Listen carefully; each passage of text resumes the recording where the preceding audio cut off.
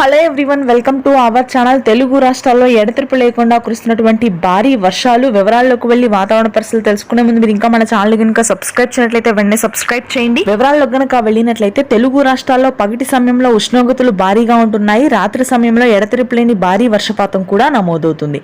ముఖ్యంగా తెలంగాణలో దాదాపుగా అన్ని జిల్లాల్లో కూడా 40 డిగ్రీల ఉష్ణోగ్రతలు సగటున నమోదైనప్పటికీ కూడా రాత్రి నుంచి వర్షాలు కురనున్నాయి. దాదాపుగా 3 రోజుల పాటు వర్షాలు కొనసాగే అవకాశాలున్నాయి.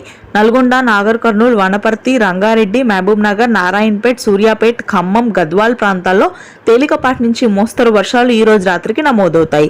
హైదరాబాద్ లోని కొన్ని ప్రాంతాల్లో మాత్రమే ఈ రోజు తేలికపాటి జల్లులుంటాయి. దాదాపుగా హైదరాబాద్ నగర ప్రాంతంలో ఈ రోజు పొడి వాతావరణమే కొనసాగుతుంది. ఏప్రిల్ 23 నుంచి దాదాపుగా ఏప్రిల్ 27వ తారీఖు వరకు కూడా తెలుగు రాష్ట్రాల్లో అడపాదడపా ముఖ్యంగా తెలంగాణలోని చాలా ప్రాంతాల్లో వర్షాలు కురిసే అవకాశం ఉంది ఎక్కువగా.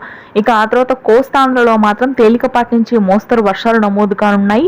వైజాగ్, విజయనగరం, శ్రీకాకుళం ప్రాంతాల్లో రాత్రి నుంచి కురుస్తున్నటువంటి వర్షాలు మరింతగా పెరిగే అవకాశం ఉంది. మధ్యాంధ్రలో ఉష్ణోగ్రతలు పెరిగాయి. ఉక్కపోత అత్యధికంగా ఉంటుంది. దాదాపుగా డ్రై వెదరే ఉంటుంది. 1-2 చోట్ల చిరుజల్లులు మినహాయిస్తే పొడి వాతావరణం. రాయలసీమలో కూడా డ్రై వెదర్ ఉంటుంది. Thank you.